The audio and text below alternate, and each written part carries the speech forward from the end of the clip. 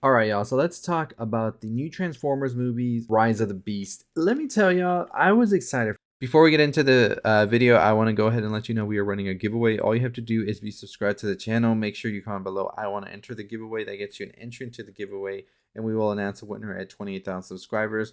So make sure that you are subscribing. Make sure that you are hitting the notification bell so you know when that video drops announcing the winner. And let's get into this review of Transformers Rise of the Beast. One of my most anticipated movies for sure, just to see where it was going, and also due to the fact that I really enjoyed Bumblebee, which was the movie prior to this one. But let's get into it and my thoughts and opinions on it. So I am somebody who really enjoys the Transformers movies, and I will agree that the Michael Bay movies have sort of been going down as they were released. I think the first one is just one of the best movies of the 2000s because I think that it really was a movie that said, you know what, we can take things more extravagant.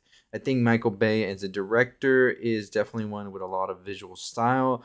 I don't know about that substance, but the style is definitely there. So I was excited when we first got the first Transformers back in the day. Went to go see it and everything. Opening night, my goodness, that Linkin Park song changed everything, didn't it? But then we officially started to get the sequels, and the sequel was okay, and then the other one started to sort of drag. And by the end of Michael Bay's Transformers run, I was ready for him to get out of there. Then came Bumblebee, which was a movie that I really enjoyed so much, and it made me have this appreciation for the Transformers movies again.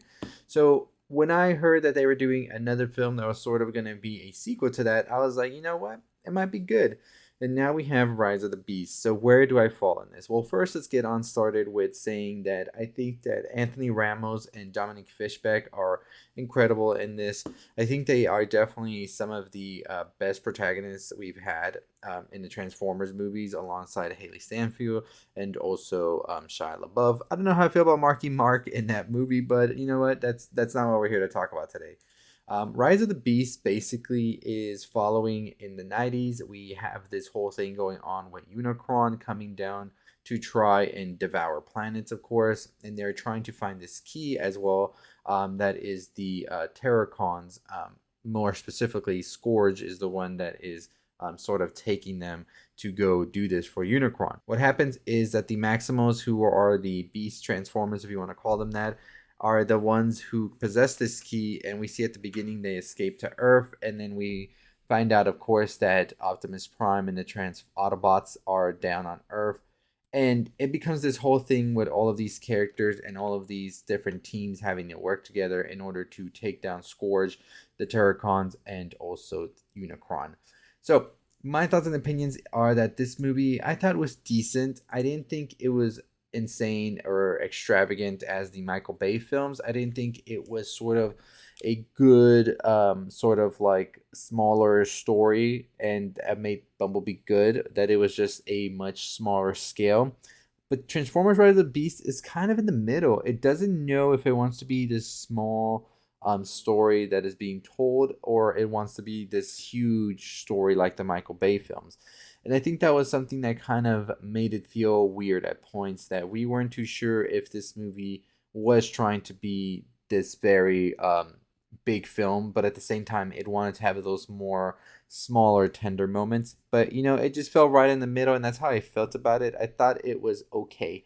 I thought it was decent. I think the action here is incredible. However, I think that the final battle scene is very much so jaw dropping, and some of the things that we wanted to see in the Transformers movie for so long. But when it comes to the whole thing with the humans and all of that, it does fall into line with the Michael Bay films, where the humans really feel at times more like caricatures of themselves than actual humans. And that's not to say that Anthony Ramos and Dominic Fishback did anything bad here. It's just to say that I feel that the screenplay that they got, the writing, definitely didn't really let them hit those moments as much as they should, because there are moments here that do start off, but then they are sort of abandoned easily. And I feel like if you raise those stakes a little bit more for these characters, you really start to feel more for them, and it kind of makes the film feel a little bit more, I would say, fuller. And the thing was that I think in Bumblebee that they do so well is that the intimate story for the humans is definitely much more harder hitting than it is here in Rise of the Beast. And you know what? That could just be due to the fact that I think there were more writers on this, where I think Bumblebee was just written by Christina Hodson, who I think is such an amazing writer. And I think that they were able to really push that movie more. And so, that's just what I'm going to say about that right there. I don't want to get too much into that. Overall, though, like I said, the action's incredible. The idea here is great. I think the ending is one of the most insane endings in the movie and had me very excited. I'll tell you what, the theater in my audience, the audience in my theater went completely insane by the end. And I think that's great. I think that's great. One of the standouts here that I did not see at all coming was going to be that Pete Davidson was actually pretty good in this as Mirage, who is this Autobot who can be able to turn into different holograms and all of this.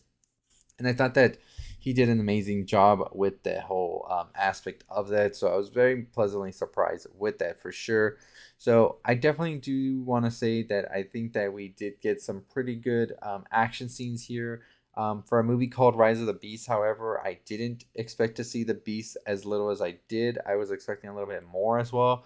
But you know what? They are always going to focus on the Autobots for sure. So it's kind of like something I didn't expect either. So, I'm okay. But I think that the ending definitely sets up something insane and huge that Paramount is trying to do, something they've been trying to do. So we'll wait here and see if they're able to pull it off as best as they want to. And we're excited. We're definitely going to be watching what's next. And like I said, this was a decent movie, good summer flick. Definitely rating it 3.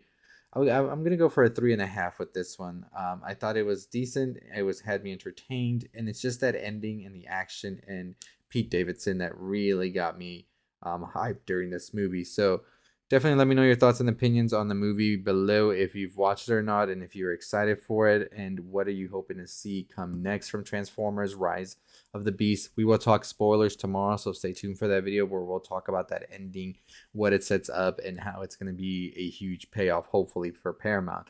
But anyways, we are running a giveaway right now. If you haven't entered a giveaway, all you have to do is be subscribed, comment below your favorite Transformers movie, and that gets you into the giveaway. As always, I'll see all of you next time. Stay safe, stay positive.